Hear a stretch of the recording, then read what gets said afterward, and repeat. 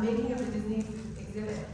Special behind-the-scenes look at our blockbuster summer exhibit, which many of you, I'm sure, went and saw before you came in here. Heroes and villains, the art of the Disney costume. And our talk tonight is going to be with the Walt Disney Archives Manager of Exhibitions, Kelsey Williams.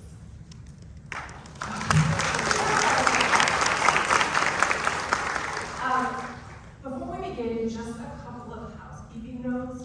I always like to say, please try to keep your phones on silent and check to make sure they're on silent, just to make sure it doesn't disturb the presentation tonight. And if you are in need of drinking fountains or restrooms, you can go up the stairs, to the left, out the glass doors, to the left again, and the restrooms are over there as well as drinking fountains. I also wanted to take a moment to acknowledge and thank our lecture programming sponsor for the full year. That's ASIOG Charitable Trust. They make these lectures possible throughout the year, so a huge thank you to them. And then also a thank you to sponsors for the Heroes and Villains exhibit. That's going to be the Richard Brooke Foundation, Douglas County, Nebraska, Valmont Industries, HDR, the Dr. C.C. and Mabel L. Chris Memorial Foundation, our very own Durham Society here at the museum, Millard Lumber, and our media sponsor, KBTV.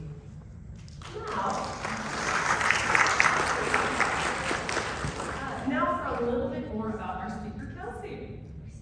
Kelsey helps to bring Disney's history to life through immersive exhibits and displays. She's passionate about celebrating the legacy of the Walt Disney Company and creating experiences that inspire and delight guests around the world. She began her Disney career as a cast member at the Walt Disney World Resort while in college, where she discovered a lasting passion for storytelling, history, and immersive experiences. She later joined the Walt Disney Archives in 2018, and since then she has helped lead the creative exhibits that showcase Disney's storytelling and artistic innovation. Contributor projects include D23, the Ultimate Disney Fan Event, Heroes and Villains, the Art of the Disney Costume, and Disney 100, the exhibit. So I would like to now welcome Kelsey to the stage.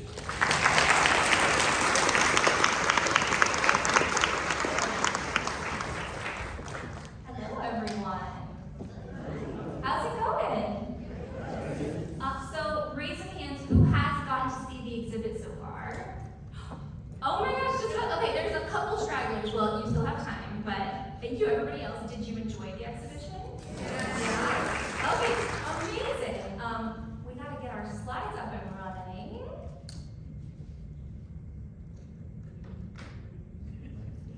Maybe eventually.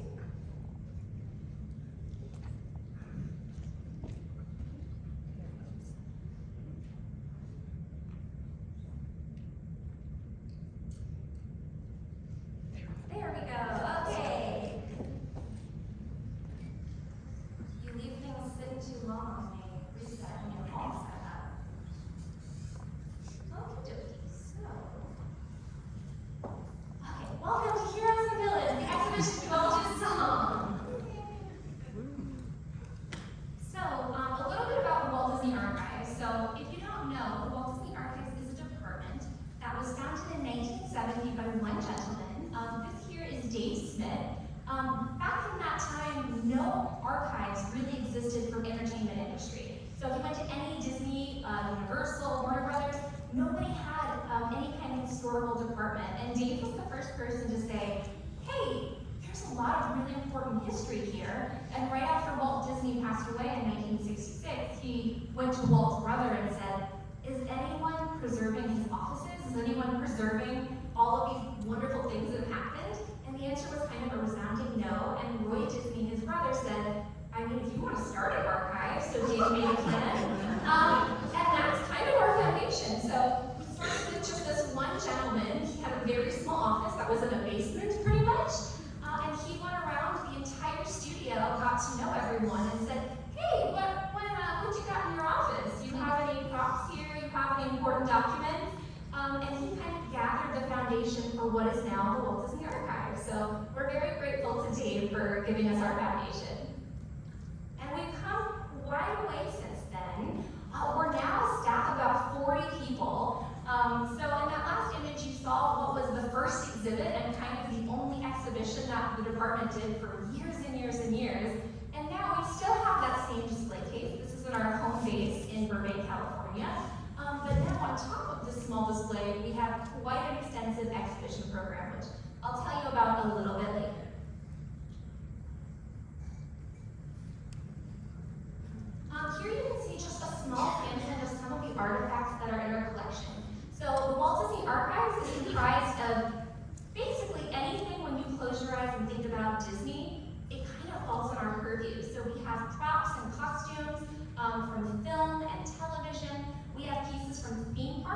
that's signage to full ride vehicles. We have quite an extensive ride vehicle collection from parks all over the world.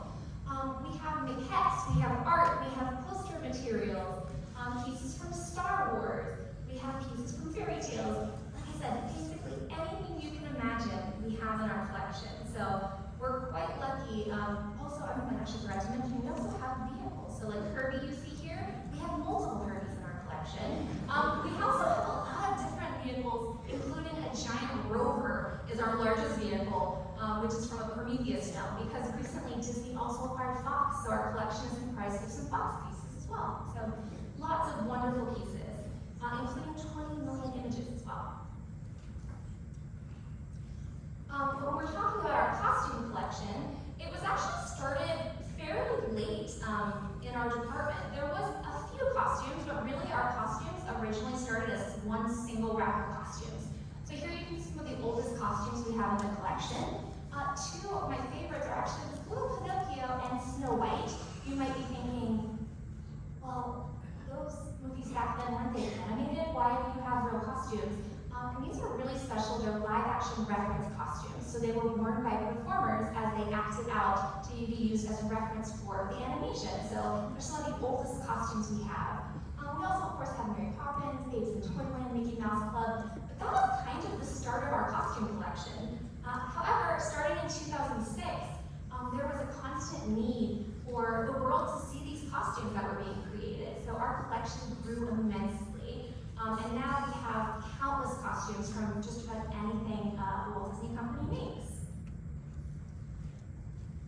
So when we're talking about acquiring costumes, and I'm mentioning, okay, every film or television show, that's a lot of costumes, which, yes, we have a good amount of space in our collection, but unfortunately, we can't take everything, right? So a good place to start is usually we'll take a look at what's coming out, whether it's film or television, and our acquisitions team will look at, okay, what can we take, what can we fit in our collection? So a lot of our requirements are, if it's a main character, we'll generally say, all right, we're gonna take a costume from the main character, and if there's anything iconic, so we're talking about Beauty and the Beast, Belle, her gold ball gown, of course you have to take that, right? Like it's so well known. So, okay, one from each character, main character, one of a kind. If something is like hand-painted or handcrafted, we usually like to take those types of pieces in the collection. We also, if it's for television, if it's the first episode, so if there's a pilot or something that makes an episode very special, we'll usually prioritize taking those pieces in the collection. So, but it's constantly an ever-evolving process of what do you take, how does it all work? And from the theme parks, we also actually have costumes, whether it's costumes that cast members wear that are working, parade performers, our favorite costumes that are in parades. We also try and like to take those pieces as well, but same thing, you have to have a very critical eye because you can't take everything. So our acquisitions team is constantly working hard. There is, however, one big exception when it comes to something like this.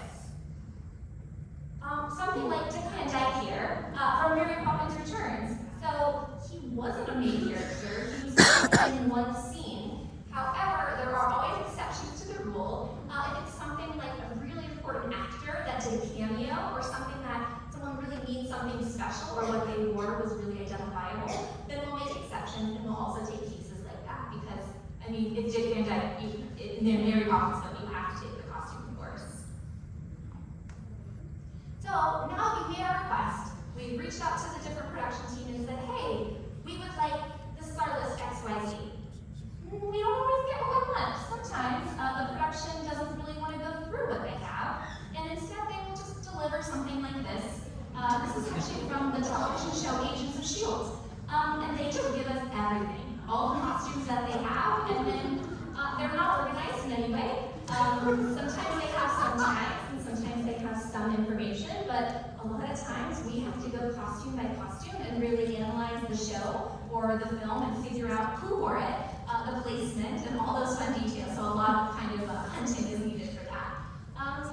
So, you know, sometimes you do that and we have to figure out, okay, which of these pieces fit into the collection. On the opposite end of the spectrum, we get something like this. So lovely. This is from Mary Poppins Returns, and all the costumes came in beautiful boxes. Everything was organized. archivists and archives team, it's really the dream situation. You get something like this that tells you the change. It tells you what costume they were, who wore it, and also, if you don't know, a lot of times for a film, there are multiple iterations of a costume. So if we're talking about this, you notice in the top tag it says hero. Hero is generally the costume that is worn by the main star for those key roles on screen. But if they ever have to do something like a stunt, there might be a stunt version, or if there's something like a stand-in, if there's they needed just an extensive amount of time. Sometimes there's multiple versions. So this was really lovely because they identified every single piece. And also the change number tells you what sequence it was used in the film. So we are forever grateful to Mary Poppins Returns for their lovely organization. But regardless of how we receive the pieces, our process is generally the same. So we have a few different steps we have to go through to bring all the different pieces into the collection. So one of the first things we do is usually photographing the piece. Whether it's a quick snapshot or a very detailed photo session, we usually do something like that. Then we have to do what's called condition reports. So every single piece we receive, we have to give it a really good look at all the different details to see what condition it's in.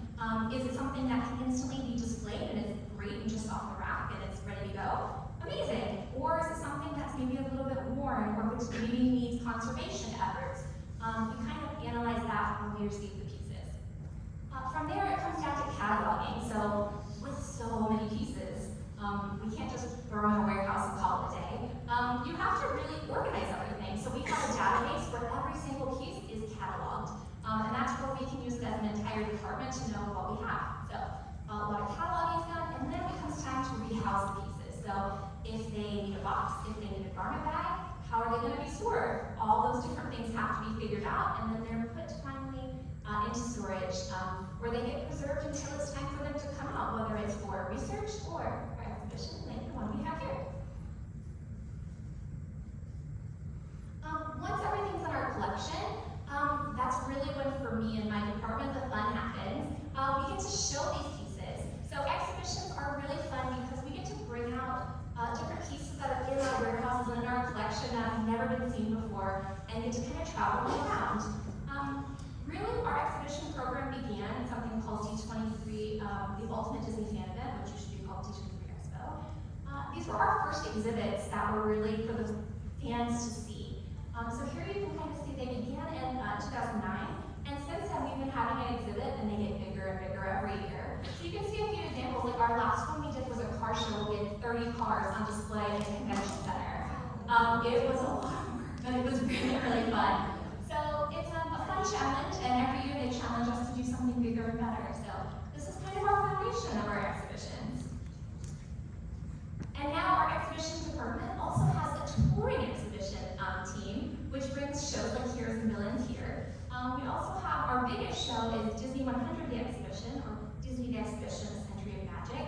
So we've grown quite extensively from doing one small case in the lobby to a little bit larger to now full-on traveling shows. So we are very lucky to get to tell a lot of different stories and travel them around the world.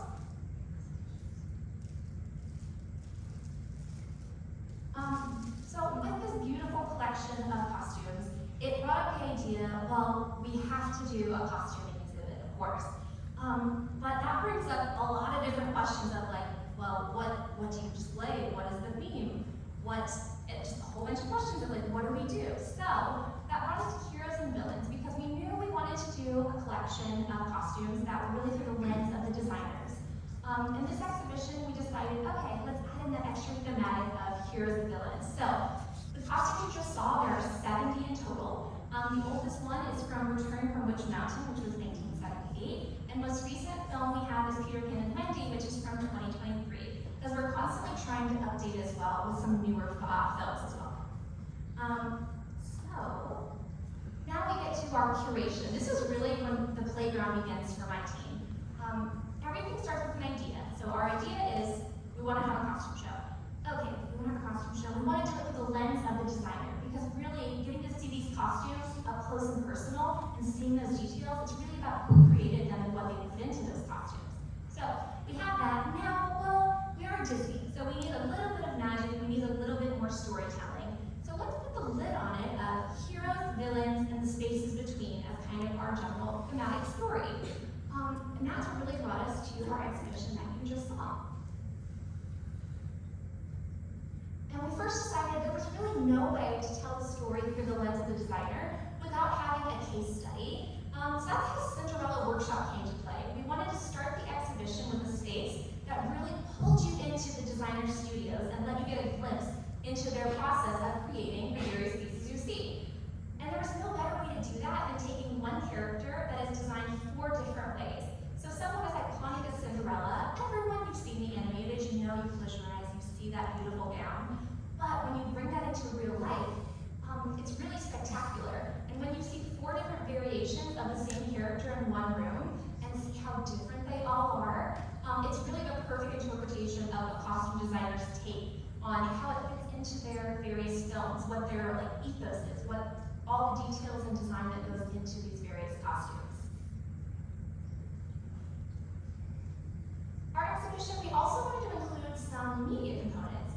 And the Cinderella Workshop was the perfect opportunity to do this because, all right, we're giving you a peek into their workshop. You're getting to see all 4 of these beautiful gowns in person, but there's really no one better to tell you about them than the designer themselves. So we had the honor of actually working with these 4 designers to really make a customized photo shoot and ask them the questions that were kind of burning questions that fit into our exhibition. So we got to make recreations of their workshop spaces to set their shoot in. They did a little fine tuning to make sure it fit their aesthetic, and then we were ready to roll. So now we have a few special clips. So if you saw the exhibition, we have the custom video that we had, but there were a few additional pieces that were beautiful sound bites that we wanted to include here. So let's start with Sandy Powell. Yes, I suppose the transformation scene was something that I had to think about. How does the dress happen? I mean, I knew that the visual effects department were going to take care of that.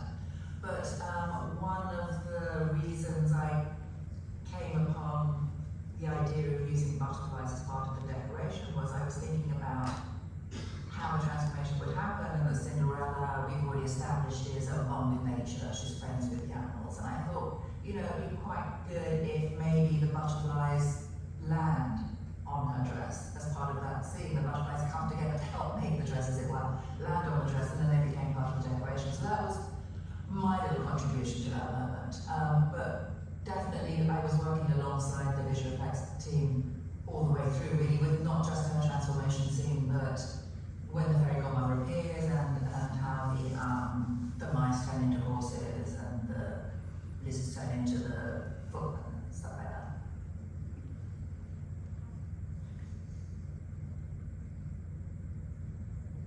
So if when you were in the gallery, you didn't notice the beautiful butterflies that have planted on that top element.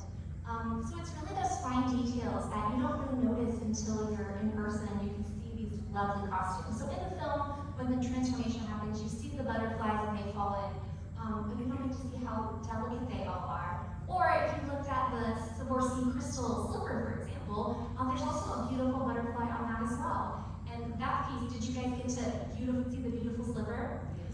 So in the exhibit, we also got to display the process of making that slipper a little bit. You got to see 4 different variations to get you to that final sparkly stunner. But it was a really long process to figure out how to make that slipper because it's effortless on screen in the animated version. But they wanted it to sparkle and shine, and they tried glass, they tried all these different materials, they tried resins, and nothing had the sparkle they needed. So they actually reached out to Swarovski and said, hey, can you help us to make this? And they said, we've never done anything that big. We don't know. But after lots and lots of iterations and lots of work, you get to that final piece that you see in the exhibit that has those facets, and it just sparkles and shines and has a little butterfly as well. So a little bit of imagination and a lot of hard work, you can get some really magical components. Next, we're going to hear from Colleen Atwood, who was the designer from Into the Woods. The Woods and Into the Woods is one of the characters in the story, in a sense. The woods is a reference to the woods in our minds, in our souls, and in our lives. So for me, the woods and the texture of the woods, the colors of the woods were points. The wolf's costume, for instance, was almost like a wood pattern and a fur pattern combined that I had embroidered on silk and then made the suit out of that. Cinderella's costume was reminiscent of the silvery leaves of a willow tree in the wind. So there's little references all the way through the movie that sort of refer back to a kind of woodland world, per se.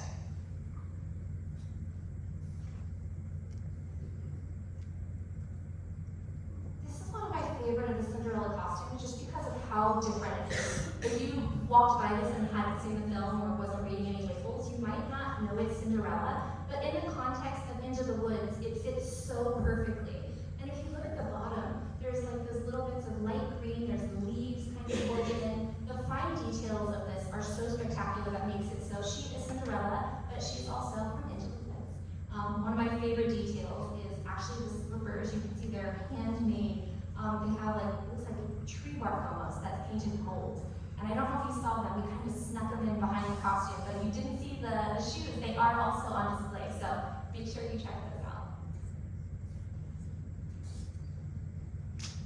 Now we've heard a little bit about like their ethos and how they came to these designs, but it is also fun from time to time to just hear some fun stories that are behind the scenes about some of the stars of the movie. So our last clip is Ellen Mirage talking a little bit about working with Whitney Houston in Rodgers and Hammerstein Cinderella. Whitney Houston was involved in the beginnings of pre-production.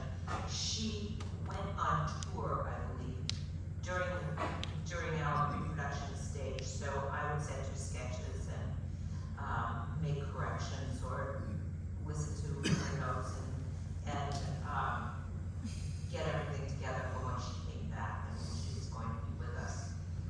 She had absolutely the overview of what we were planning to do.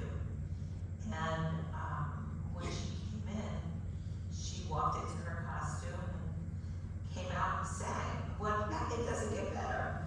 I chose gold because it was a beautiful compliment to Whitney.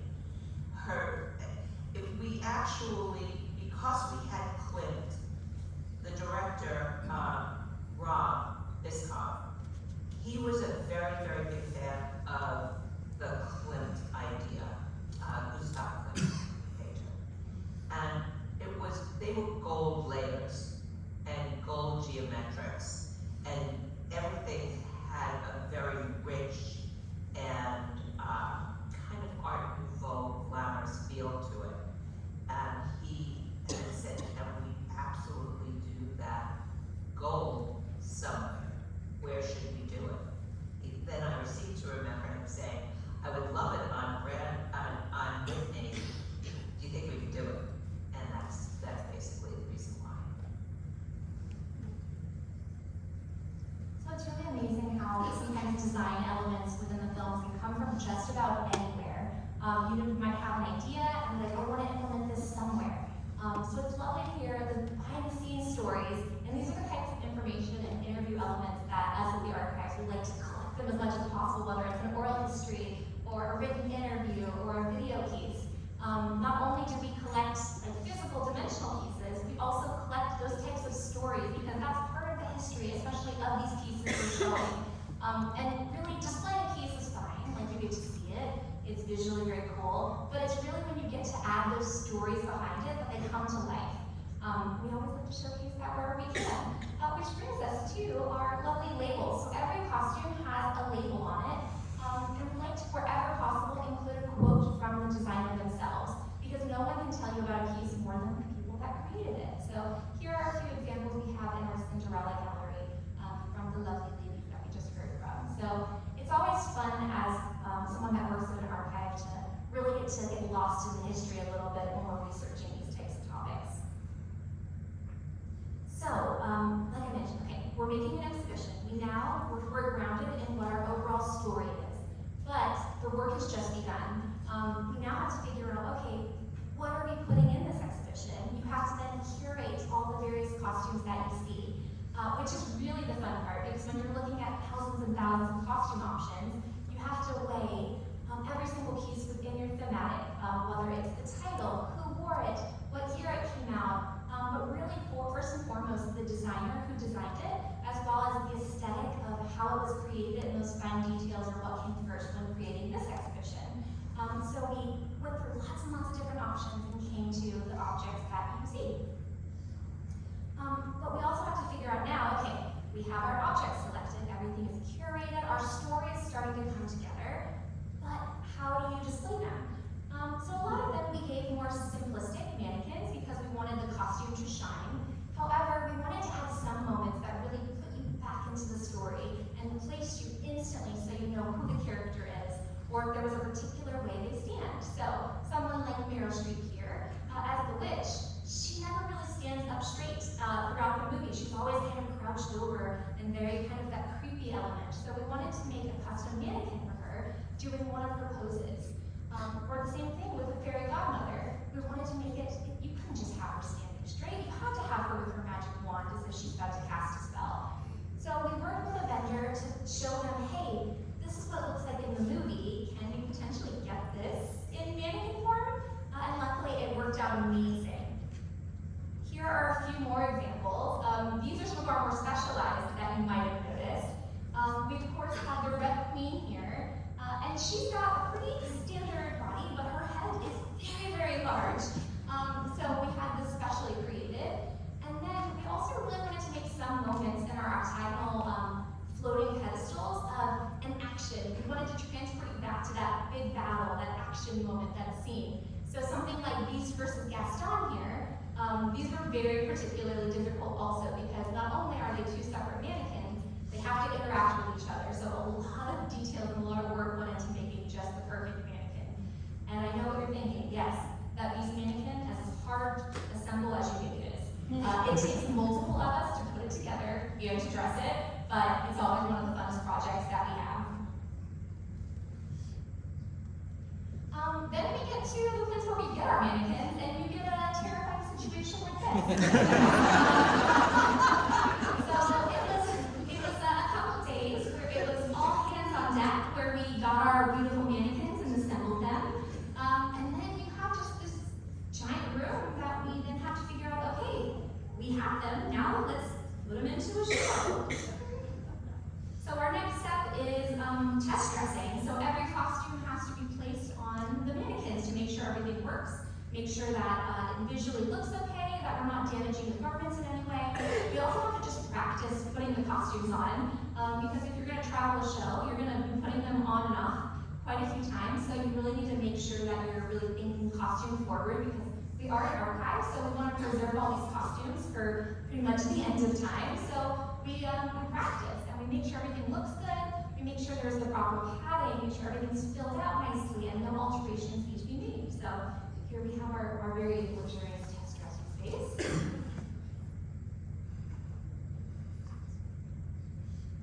And then our room transforms, and now we have costumes that are on mannequins. And this is one of the most exciting days I think we have in development, because we can have years and years, sometimes it's anywhere from a year and a half to 3 years, depending on how big the show is, that we have in development, kind of from idea till the exhibit launches. So the day that we have our mannequins, we have our test dress, everybody is like this, you kind of get goosebumps because it's like, okay, this is a real thing. This fictional project that I've been working on a computer for XYZ amount of time is real. These costumes have life. They are exciting. One other really cool thing is, like our Wrinkle in Time costumes, those are actually the original wigs from production as well. So whenever possible, especially if there's a very custom wig or shoe or accessory, we try and request every single element from the top down to have in a collection as well. So every once in a while we get very lucky and get some really cool wigs like these ones here. Okay, we have our costumes now.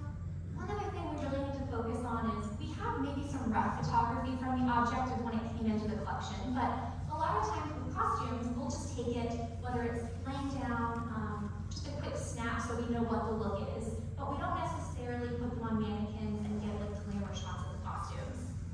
But whenever we're doing an exhibition, we always try and do this. We like to capture every single piece, and this is for a few reasons. One, back to the condition recording. We really want to make sure we have fine detail photos of every single angle of the costume, some really close zooms up, sure we know the condition of the piece when it's first going out on tour. But then we also like to have them for different elements like marketing, or if we're going to build different kinds of materials out of them. You never know what you might need, so we always like to get them as much captured as possible.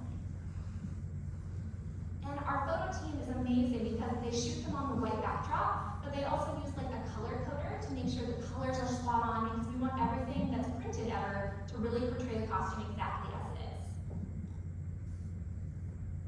For this exhibit in particular, we also got to take some really close photos. You might have seen some of them printed on the wall as you exited. There's so many cool textures and patterns, so really it lends itself so lovely to show all these extreme close-ups. One of my favorite is this here from Minnie Kaling's outfit at Wrinkle Time.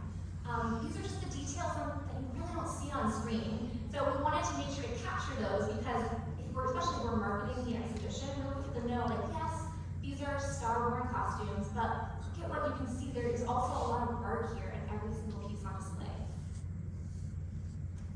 Another really good thing we get to do with all these beautiful photos is create a catalog. So we made the Art of Disney Costuming, this book, which really showcased all the different pieces as well, which for us as a team, getting to develop something like this to go with our exhibition was really special. It was like kind of like a commemorative piece of, all right, we're done, the project is out, the world is seeing it, so it was a good souvenir for us as well.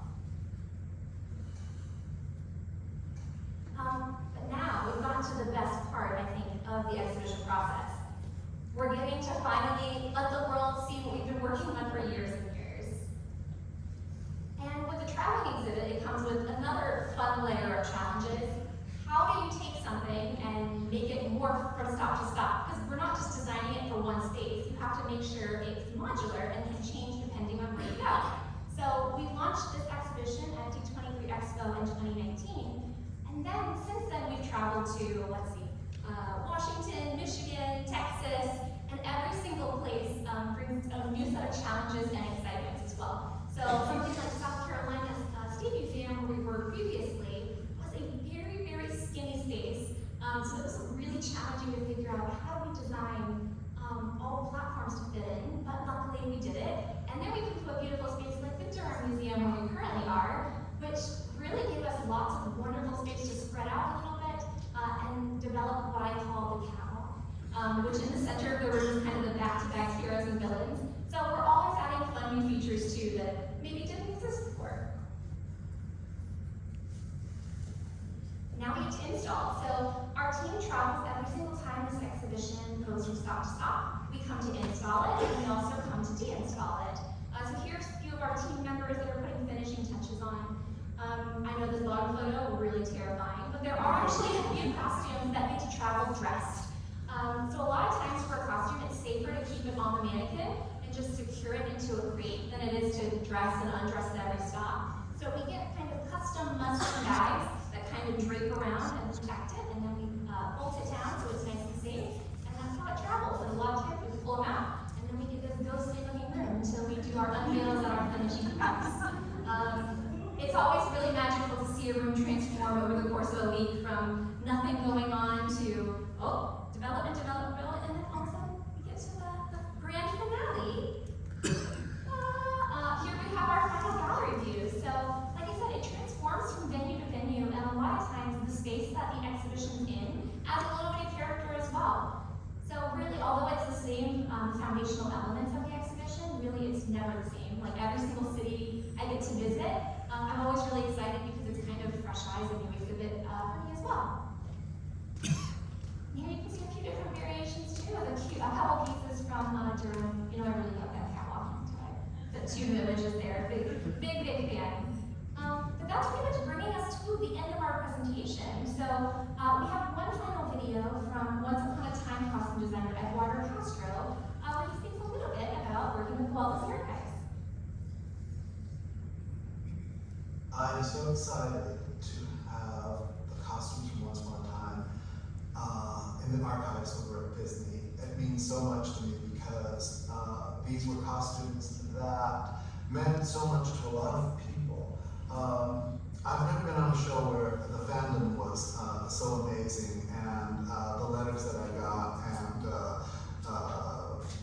people really related to these costumes. And it's so many times costumes are made and then they become disbanded and just, you know, they're sold off or they're auctioned off, and then they get lost into a certain world.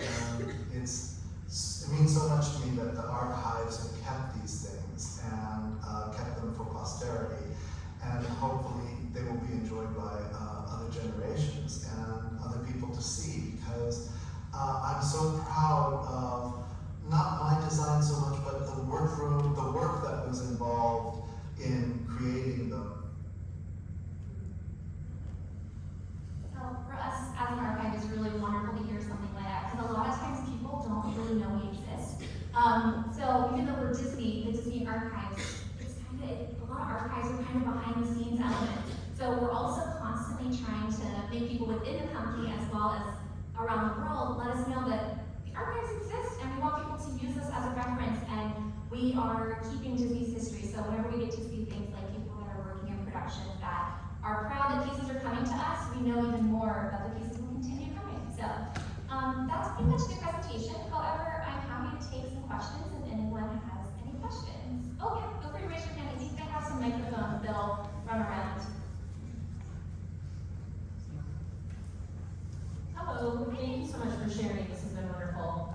I was wondering, on the costumes that you do not select, where do those go? Do they go back to the actors or the production? Do they get destroyed or used? Can you talk a little bit about that? Yeah, the costumes that we get from production that we don't keep in the collection. Yes. Honestly, it depends. It depends on what the title is, but usually we'll say to the production, like, hey, we've made our selections, here are the ones we're not using, so usually we'll turn them back over. Sometimes there are wider costuming departments that exist that will like rent out costumes, so with a lot of like more generic pieces like business wear, a lot of those pieces will kind of go to like a production costuming warehouse as well. So it really depends from production to production where things end up. Of course.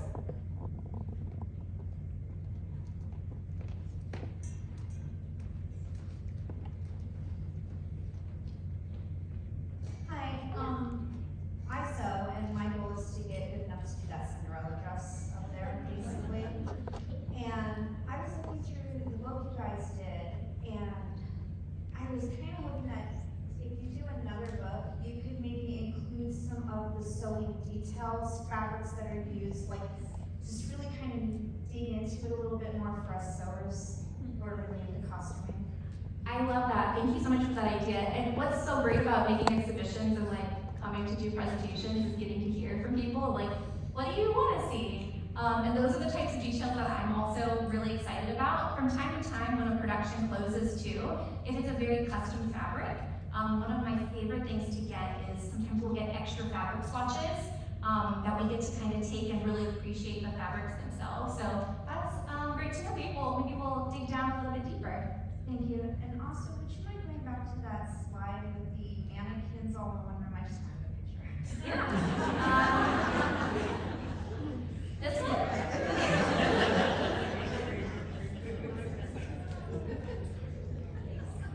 All in favorite. Everyone loves a creepy room. Okay, I had a question. I'm sorry. I lost my eyesight. So I was just curious. I noticed Jack Sparrow is the one I'm thinking of, but I'm sure there are others. The costume was from Dead Man's Chest versus, you know, the first or the third or whatever. So if it's the same character in multiple films, how do you choose which costume to exhibit?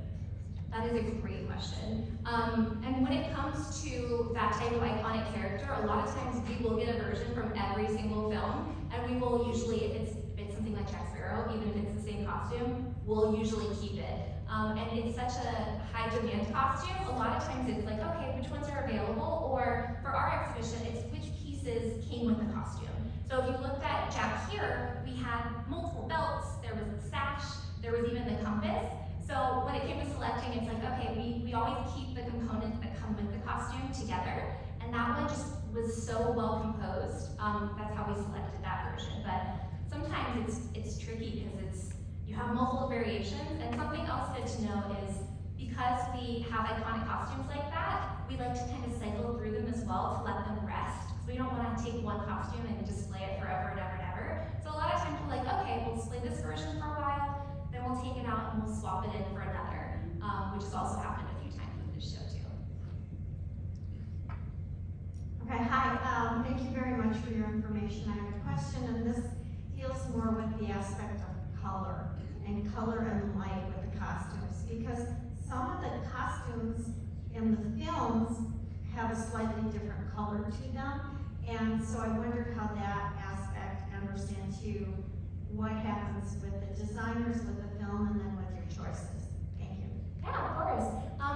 So there's really a lot of magic and a lot of coordination that goes into making a film. The cinematographer and the director were kind of together with the designer on the aesthetic that they're trying to accomplish with the final costume.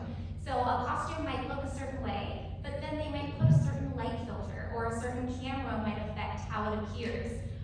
So they all kind of have to work together to make sure that everyone is aligned and happy. A lot of times too, they'll do like test dresses. They'll be like, okay, this is what we're generally going for, and they will put it in front of the camera and the settings that they were looking for, and then they'll maybe adjust the light or figure out what the setting is to make sure everything is in balance and feels cohesive. Because ultimately, with any movie or television, the goal is that you get lost as a viewer, right? As you're watching it, you're not necessarily looking at the individual components. Instead, you're just getting immersed in the story, and that's kind of the ultimate dream. But then it's wonderful to take a step back and come see the costumes in person and be like, I didn't notice that, and kind of that's the goal, right? It's to get lost in the universe, but getting to see them and step into the spotlight is something that makes us really excited, so I hope you enjoyed it.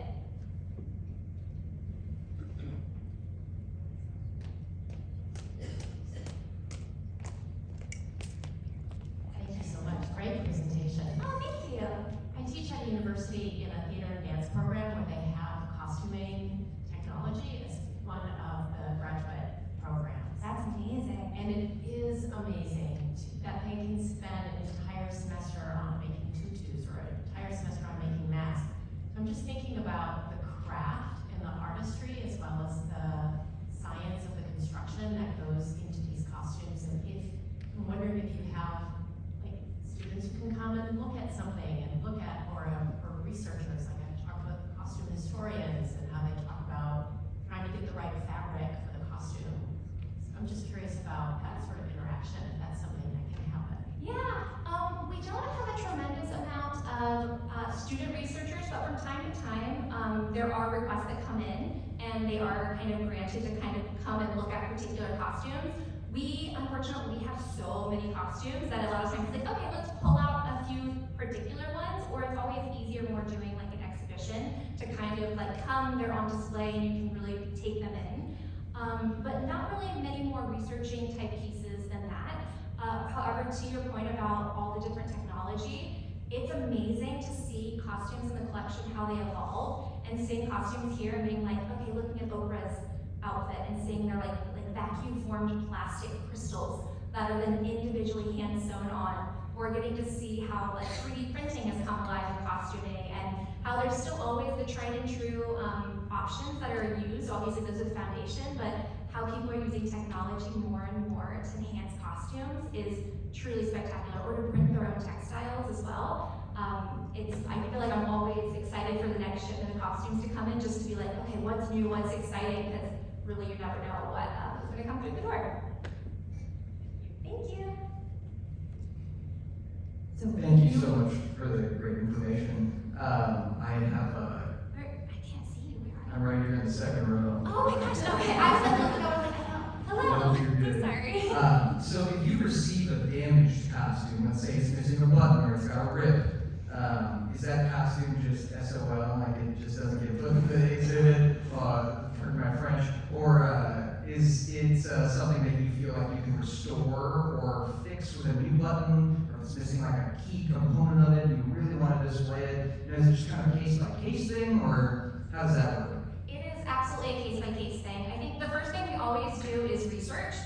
So we'll always kind of go back to the source material, right? You go back, watch the film, watch the television show, and like look for it to make sure. A lot of times we get things that are ripped or torn or something is broken, but it's supposed to be that way. Because if you look at it, that's part of the charm, which is also a spectacular thing about costumes. If you look at Meryl Streep's cape, for example, it's got like dirt and leaves, and it's got all these pieces that are like manufactured to look that way. It's manufactured to be tattered or torn. So step one is we go to look to make sure that's not the way it's supposed to be. If we figure out, okay, it needs a repair, it's missing a piece, usually we'll kind of reach out to production to say, hey, do you have extras of XYZ piece?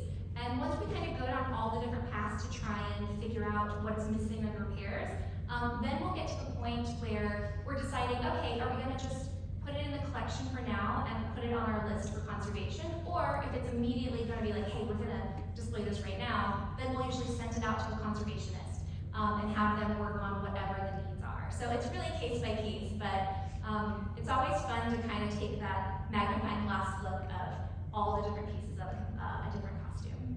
Thank you. Thank you. Hi, thank you very much. If you could do 2 for me, one, what cast member did you play? We're dying to know. And then also, do your designers work with certain seamstress and certain manufacturing places there, or how are they chosen? Thank you. So I started my journey as a fairy godmother in training at the Bibbidi Bobbidi Boutique. I know, I'm even more special now. So that was it was one of the most wonderful things you could do during college when I got to do Little Princess makeovers. So I was already a huge Disney fan, but it was kind of like wrapping you in the magic every single day. And when it comes to costumers, there's really, every single film or production has their own set of costumers. So it's usually the director or the production team will assign or reach out to a costume designer and say, hey, this is what we're going for, which is really wonderful. That's how you get so many different designers. I think we have something like over 20 designers represented in our exhibition. And that's, if it was the same costumer or designer in every single project, everything, it wouldn't necessarily look the same, but they do tend to have styles or they have a vision. But when you have a different person that's leading the creative charge for all these different projects, you're getting all these beautiful different films that really align with the creative there. Thanks. I'm over here. I was just wondering about your budget, because it looks like your staffing has grown quite a lot, and what kind of budget you have to work with, and where your major funding comes from for that. Yeah, so luckily, because we work for the Walt Disney Company, they really treasure like their history, which is really lovely. So within our staff of 40, we have different departments that all do different things. So we have a whole research team. So our research team handles whether it's people writing books or just managing like all of our different document collection. We have probably millions of different documents that date back to Walt and Roy themselves. So we have all those different elements that they handle, and they're really our fact checkers of the world. So if there's ever any questions or anybody writing anything that has to do with Disney, they are the ones that we go to for like the facts. They review all of our text, make sure everything is accurate, and they're amazing. We work with them pretty regularly. We also have our acquisitions team, so they're the ones that help to take in all the different pieces. And then we have our collections department that maintain the collection. So once the pieces have been brought in, then they're the ones that figure out, okay, how do we house it? Where do we house it? How do we make sure we have all the proper information? And then there's my team, the exhibitions team. So we have a lot of different components that kind of all work simultaneously together to preserve the company's history. So we're very lucky that Disney really celebrates our history and lets us be a department. So it's lovely. Hi, I'm in the middle here, and I do want to second the person's comment about knowing fabrics or knowing details. That was a really cool part of the exhibit, was just learning more about the textiles and the choices of the designers would be really awesome to know. Oh, amazing. Could you also speak to the understructures of some of the costumes? Because either knowing about if you get the hoop skirts and the panniers and the things that come with the costumes, or if you have to do your own depending on the silhouette that you want, because the real question is, what does the inside of Mindy Kaling's dress look like? All of those questions are amazing. We try whenever possible to get the original infrastructure pieces because there's nothing better than what was actually used. But if we don't get the original understructure, then everything goes back to research really. We have to go back to, okay, here's the costume we have. We'll usually like test dress it on something to be like, okay, how does it fall normally? And what shape are we then referencing the final, what we're trying to get to. We have a good variety of different kind of silhouette understructures that we have just kind of collected over time. So we'll use those kind of as different testers to see which works the best. So it's a lot of trial and error just to make sure that we get it perfectly right. And Mindy's is really spectacular. It's almost, the material it's made of is kind of like a paper of sorts. So because it's such a strong paper that's crinkled, it kind of supports itself. The infrastructure is really not as much as you would think. There's not really anything under the structure. It is literally just, I mean, she's got layers, right? So there's the base dress, then she's got the beads and all the different things, but the actual puffy part is pretty much self-sustaining from the build structure that makes the skirt. So, it's not as exciting probably as you thought, but it's designed, and what really spectacular is things like that, how much work and care goes into the fabrication of like, a lot of it is not just design, but they have to use a little bit of like structural integrity, right? There's engineering that goes into these pieces as well, because yes, you want it to visually be pretty, but if you have a concept design, it's like, okay, how do I go from this drawing to a physical piece? And a lot of times it's kind of like, what do I need to do? Like, how do I make that happen? And it's a lot of research, engineering, and imagination that really makes it come to life. So it's one of my favorite pieces to dress are those ones that it's just like, what is going on underneath of it? So Mindy's definitely one. Thank you. Over here. I'm hoping you can touch a little bit more on the acquisitions part, and what's like working with these productions. Like, are there other people or companies trying to vie for these props and costumes? If the production like maybe doesn't make its money back on like the box office, are they trying to sell a lot of these pieces to recoup some funds? Like, what's that like dealing with the production companies? Yeah, so what's really great about working like everything within Disney, we kind of as an archive get first right of refusal. So no matter what the project is, we will always make our wish list and it will go to the production, and they will usually give us at least what we ask for, but sometimes, like I said, way more than we ask for. But because it's like Disney and all the different pieces, everything kind of goes through the same funnel and the same process. So we're really lucky in that way that we've been kind of put as the top tier of like, okay, our production closes, what do we need to keep for dexterity and for history? So it's lovely, it helps us build our collection for sure. Hi. So obviously this is like a really big thing for the designers. Obviously they put very much work into it, but also like I see on a lot of things it says the actor who wore it. I was wondering, do the actors have any say of how it's like exhibited as well, or do they actually come and see it for themselves sometimes? Like, because obviously you guys travel a lot, so I was wondering if the actors had any part of it at all. Yeah. From time to time, we might send something like if it's a custom mannequin or something custom, it might go to the actors, but usually we're entrusted working with the designer to make sure it's their vision that's displayed the way they'd like. I'm trying to think if any actors have come to see this show. When we first opened at D23 Expo, there were a few actors that came to see their pieces, like we had once upon a time Captain Hook came to visit and a couple other people, but since then, I don't know that they visited this show in particular, but there have been other instances where we've displayed costumes, whether it's at a premiere or at an event or in a display case that's more internal, that they've gotten to see. And it's always pretty special to be like, oh my gosh, something I worked on in person, like a full circle type moment of getting to appreciate themselves being appreciated as part of history. So it's always really nice. Cool. Any other questions? I just wanted to know, how long did the expeditions tour for? That's a great question, and it changes depending on what the exhibition is and what the theme is. I think usually we target 5 years or less. With something like costume shows, like I said, we like to refresh the costumes from time to time, really to keep the costume integrity first. But usually we also like to keep developing new exhibits and new shows. So sometimes it's good to be like, okay, this one the world has pretty much seen, let's bring it back and let's start at the drawing board and figure out what new show and what new theme we can bring out for everybody to see. So that's usually, I'd say, maybe 2 to 5 years, depending on the show. Cool. I see a gold mine really of discussing with all the school districts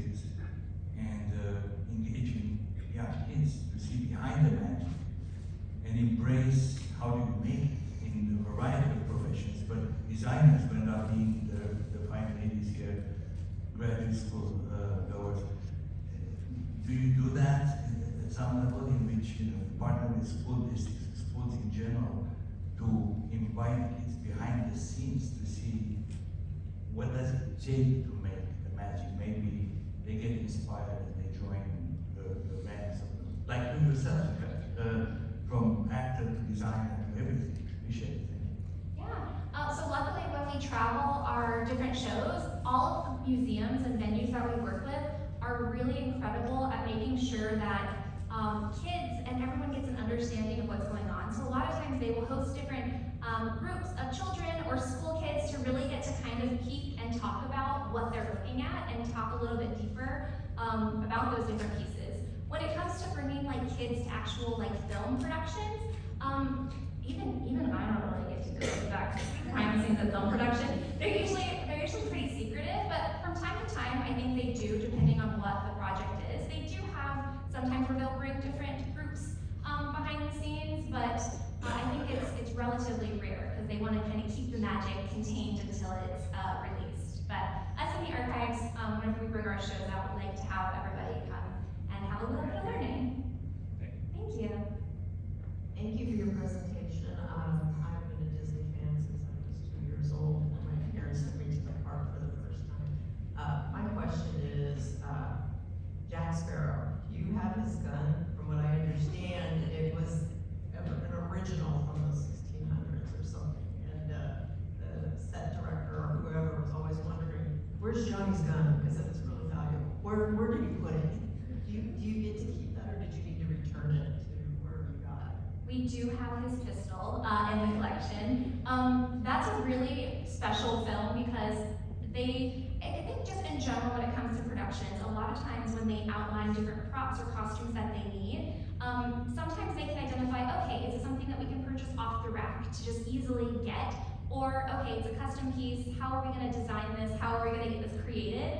And Pirates of the Caribbean was really special because they had a lot of these very time-oriented weapons, and they had to work with specialized people that still created that.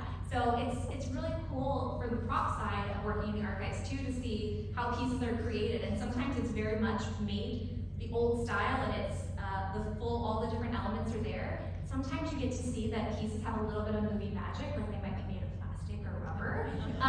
So it's really incredible to kind of get a peek behind the curtain. And that's also pieces that we like to show in our exhibitions too. Like if you looked at Queen Nerissa, the apple that she's holding is also actually a prop from the movie. And seeing something like that come back from Enchanted, there were multiple different apples that they had to make that were all fake. None of them were real apples, but you have the hero apple, that is the one you see that's shiny and perfect.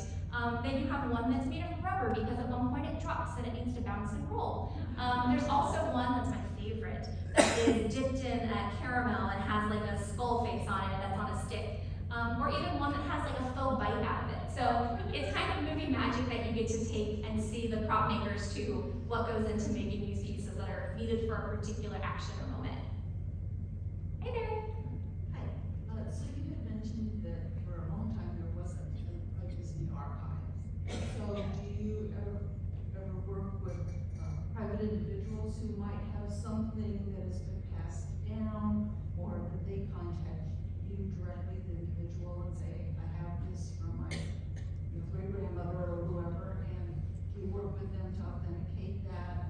And is that something that you would be interested in considering for your archives? Yeah, it's a tricky question because from time to time we do things do come up and we're like, oh, we'd like to learn more about it, but in general we don't authenticate pieces. We were really lucky that because we weren't founded until 1970, but when Dave, I call it kind of trick-or-treated around the studio lot, he got to know everybody and got to find where people had stashed things because Disney is really lucky that even from the start, everybody knew what special things they were creating. So a lot of people kind of stashed things away. Nothing really got thrown away. So because of that, Dave kind of got to go around and be like, oh, okay, you have this costume in your office. Okay, great, you have a maquette, like a model. And he was able to collect a lot of the foundational pieces, so it really set us up for success. But from time to time, time. You never know if there's a really special piece or a story. Sometimes fans bring to us, but in general, our collection's pretty well set. So we have time for just one more question. I know everyone is so engaged, and thank you for all your questions. But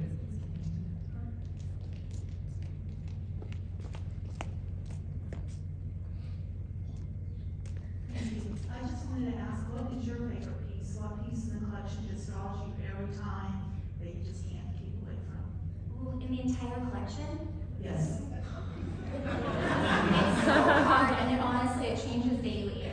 Currently, I'm feeling a little sentimental, nostalgic, and one thing that a lot of people don't find this incredibly fascinating, but we actually have the contract that started the Walt Disney Company in 1923, which is something like that is just like a one-of-a-kind historical piece that has. It was originally called the Disney Brothers Studio, and Walt and Roy both signed it, and it's dated. It's really spectacular. But if we're talking a little more whimsical, we also have the carousel horses from Mary Poppins that are spectacular.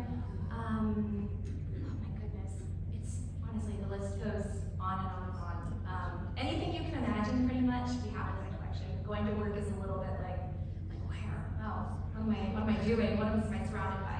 I'm very lucky. And I know you said that was the last question, but there's a little curl over here, and we could do one bonus question. Yeah.